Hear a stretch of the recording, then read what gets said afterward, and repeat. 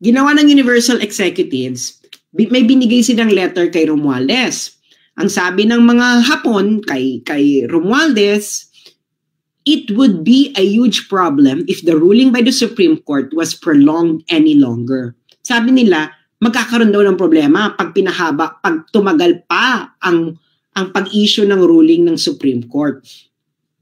At ang sabi ng mga Hapon kay Romualdez, okay, gusto daw nila ng favor para sa mas maagang resolusyon ng Supreme Court. Okay. So ano daw ginawa ni Romualdez? Okay. Then and there made ex parte calls and sent a text to several members of the Philippine Supreme Court, including its chairman. Sa Tagalog, kamiting ni Romualdez yung mga Hapon. Binigyan ng heavy luggage. Ito ang favor na gusto namin. Ang ginawa ni Martin Romualdez, tinawagan niya ang mga justices ng Supreme Court. Pati na raw ang chairman. So sino ba ang Supreme Court Justice ng panahon na yan? July 2022. Magsalita ka dahil factual determination to ng korte sa Amerika. Ngayon, sabi ng Universal Executives, yung pressure daw na ginagawa ni number 2 must be working. Okay? Ngayon, ine-expect nila yung intervention ni Romualdez mag-i-end ng takeover nung matandang Okada. Okay? So, in-execute nila yung merger with 26 Capital, etc. Hindi na ito importante dahil hindi ito kasama si Martin sa issue ng merger. Okay.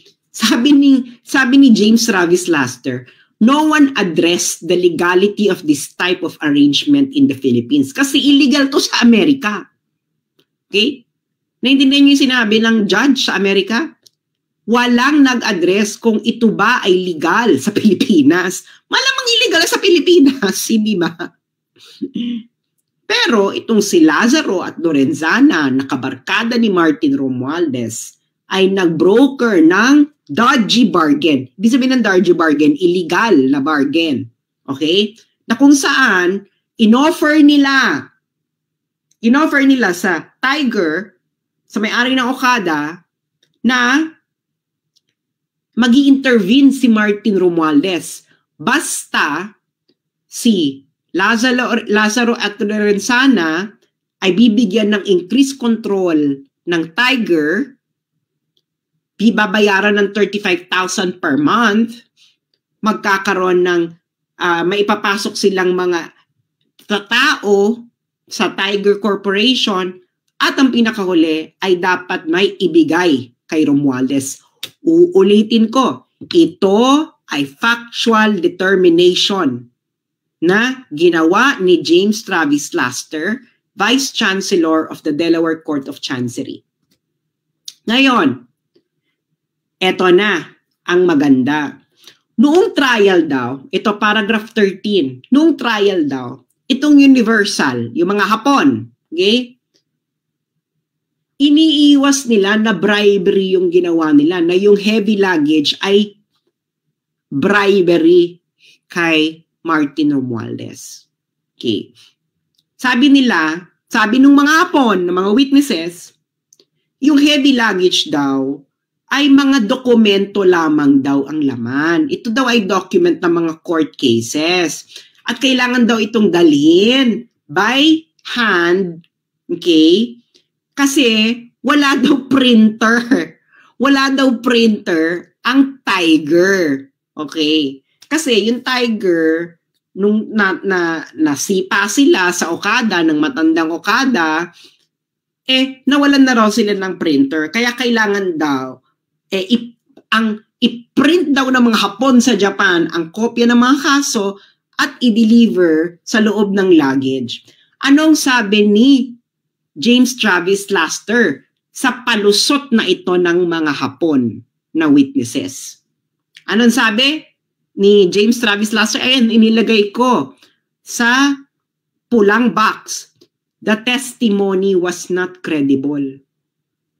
Sabi niya, hindi credible na ang testimony ninyo na ang heavy luggage ay hindi bribery. Yun ang ibig sabihin nun. Bakit? Sabi ng judge. Una, sabi ng judge ni James Travis Laster, ang mga lawyers ninyo may printer. So bakit kailangan nyo mag-print sa Japan? Number one. Second reason ng judge, ang Philippine law naman, pinipermit ang electronic versions ng mga kaso. So bakit kailangan nilang i-print, di ba? Pwede naman ang electronic version sa under Philippine law. Pangatlo, nag-file na raw ang Universal ng mga documents, okay, para sa lawsuit. So bakit pa kailangan nyo mag-print? Ikaapat, ngayon, bakit ang senior executive ng Universal ang kailangan magdala ng mga printed documents papunta dito kay Romualdez? Meron naman kayong courier. Ikalima, sabi ng judge, yung mga emails ninyo sa Universal, ang sabi ninyo, yung daladala ninyo ay item. Ito ay napaka-weird na word para sa documents. Actually, yung mga emails daw Universal, punong-puno daw ito ng mga codes katulad ng heavy luggage. Si Martin Romualdez ang tawag number 2. Okay? Bakit kailangan nyo magkaroon ng maraming katsakahan na iba't ibang words para lang sa court documents? Kung court documents talaga yan. At ito ang pinaka sinabi ng judge. Noong minute ng Universal Executives, nung mga Hapon, si Romualdez, ipinakita nila nga ang letters ng 26 Capital at isang pang kumpanya tungkol sa deal. Pero ang mga letters naman yun ay hindi mabigat.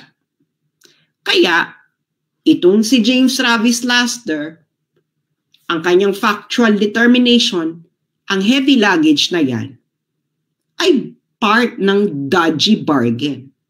Sa madalit salita, ito ay bribery.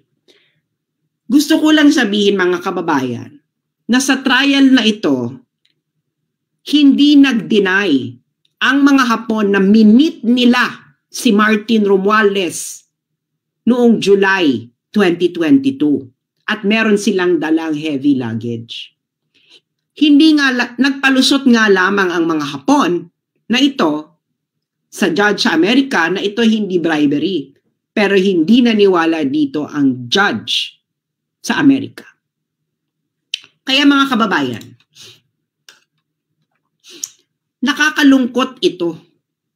Sangkot dito ang Korte Suprema, sangkot dito ang House Speaker ng Pilipinas, at of course, ang presidente ng Pilipinas, yung pinsan mo, tinotolerate mong ganito. Ito ba ang bagong Pilipinas, Bongbong Marcos?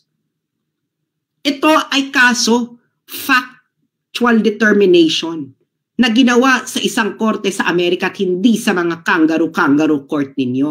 At itong pinaka nakakalungkot na sinabi ng judge sa Amerika na si James Travis Laster. Ang sabi niya dito, ang mga outcomes daw sa Philippines, sa Philippine courts, ay naaapektuhan ng political influence. Kaya itong 26 Capital, parang kung dalhin mo to sa Pilipinas, wala ring mangyayari. Kung dalhin mo kung halimbawa mag-utos si James Travis Laster na ituloy niya yung deal niya sa Tiger, malabong i-honor ito sa Pilipinas dahil nga ang outcomes pala sa Pilipinas na i-impluwensyahan ng mga politiko. At yung mga kalaban daw nitong 26 Capital gumawa na nga ng dodgy bargain or bribery para makuha yung political influence. So porke pa? Wag na raw, yung remedy na ituloy, yung i-close yung deal, hindi na kailangan ay malabong mangyari. Nag-gets niyo? Nag-gets niyo yung sabi? Ang outcomes sa Philippine legal courts ay na-impluwensyahan ng mga politiko. Supreme Court, hindi ba kayo nahihiya? Comment, ito ang observation mula sa factual determination ng isang judge sa Amerika. Hindi nyo pa ito ina-address. Pinag-uusapan na ito ng mga sikat na abogado, mga law firms sa Amerika dahil nga napaka-bizarre daw ng mga facts dito. Lalo na itong involvement na ito ni number 2, ni House Speaker Martin Romualdez. So ang tanong ko mga kababayan, sino ngayon ang fake news sa bribery issue? Ang laway ni Romualdez o ang factual determination ni James Travis Laster na Vice Chancellor of the Delaware Court of Chancery? Sino? Sino ang fake news? Si Martin o yung judge sa Amerika? Ngayon, mga kababayan, bakit sa tingin nyo ayaw itong pag-usapan ng mainstream media? Bakit yung mga senador-senador na malilinis sa katulad ni Risa Ontiveros ayaw nyo itong pag-usapan? Bakit si Trillanes ayaw itong pag-usapan? Bakit ayaw nila itong pag-usapan? Isa itong fact na na-establish sa isang kaso sa Amerika. Ayan, nakikita nyo dyan ang link. I-screenshot ninyo. Puntahan nyo yan sa Google. I-search ninyo yung link. Puntahan nyo yan. I-type nyo sa search bar. Yan. I-screenshot nyo yan. Pumunta kayo ng page 36 ng decision para mabasa ninyo ang ating diniscuss ngayong gabi dito.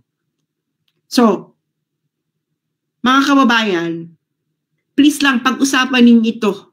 Ito ba ay tama? Kakaumpisa mo pa lang ni Martin Romualdez umupo. Ang ginawa niya na ginamit niya ang kanyang pwesto para siya ay magpayaman. This is plunder. Kakaumpisa mo pa lang Martin Romualdez. Nag-commit ka na ng plunder. July. My God, hindi pa umiinit yung titi mo dyan sa Kongreso. Ginamit mo na yung posisyon mo para sa corruption. Ang sama ng ugali mo. Tang-ina ninyong mga Marcoses at Romualdez.